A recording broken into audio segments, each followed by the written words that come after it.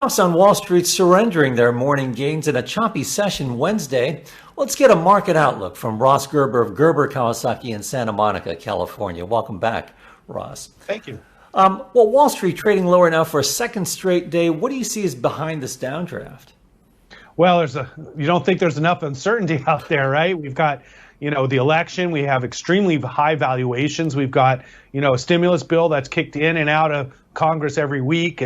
And really, the coronavirus is coming back. And this, irresponsible approach the administration has taken and really leading by such a poor example is really causing the virus to surge and is ultimately going to hurt the economy even worse. And so it's really a frustrating time right now because I think we're almost working against ourselves. And therefore, I think the economy is kind of plateaued here. And I don't see how we can get any more growth until we solve coronavirus. Well, Ross, when I talked to you last, it was the beginning of August, and the Biden-Harris ticket had just been announced. At that time, you were a market bear, but you're optimistic over Biden-Harris, saying this could turn the markets higher. In October, all of a sudden, the market seemed to really warm to a Biden-Harris possibility or even a Democratic sweep. Where are you on the markets right now? Well, yes. I mean, that's what we're seeing now is the market's now anticipating, a Biden landslide. And with that, a huge stimulus bill. And that's why the markets are up, because that's kind of what we need to do. And it's if we do one more solid stimulus bill, as much as I hate it, the debt and the deficits, it's what we need to keep people, going right now and get through ultimately solving coronavirus. So that's the optimism. I think the second part is having stable leadership. I think Trump's display at the debates really proves that, honestly, I don't even think he's all there right now because of all the medications he's on and everything. And we need stable leadership in this country. And I think people have realized how important that is. So are you what now, a cautious? No, I'm bear. You're still bearish? I'm a bear. We had that correction in the market. Yeah, we had the correction as I expected. Now the market's come back on hope.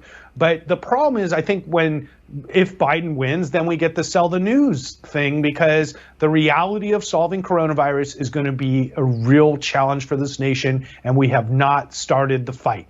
So, I know how to solve coronavirus. The doctors know how to solve coronavirus, and it's rapid testing and it's very strict compliance to these kind of rules that we need to get our society back in order. But rapid testing of our entire population needs to be done, just like China. China's back.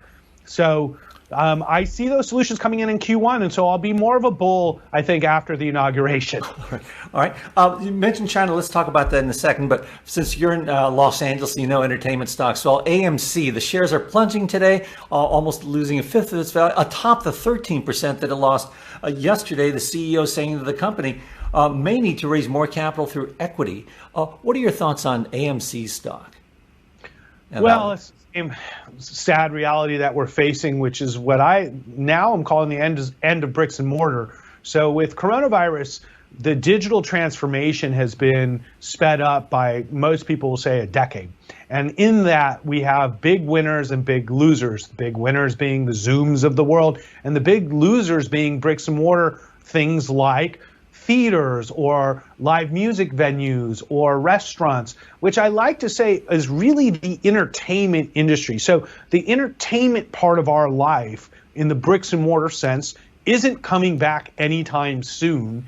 And with that, there's going to be a huge amount of pain in that sector. So we're seeing the moves with Disney now to accept reality, become a digital business. And when the theme parks are open again and people are back in mass, Disney will be there. But that's going to be at some time next year. So this is going to be a real tough time for a lot of businesses, unfortunately, and it's a wonderful time for other businesses.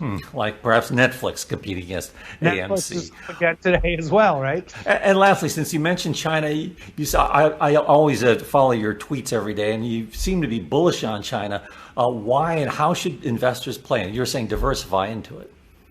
I'm not bullish on China as a whole. I'm bullish on China's tech sector, especially in gaming and EVs. So what we're doing right now is we're investing heavily into the Chinese technology sectors and gaming, but especially around battery technology.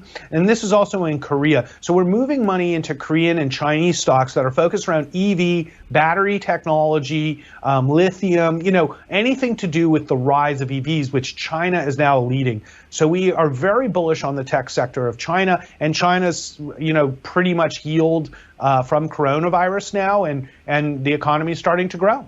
You've been bullish on Tesla as well. Well, thanks a lot, Ross, for sharing your thoughts with us today. Appreciate it.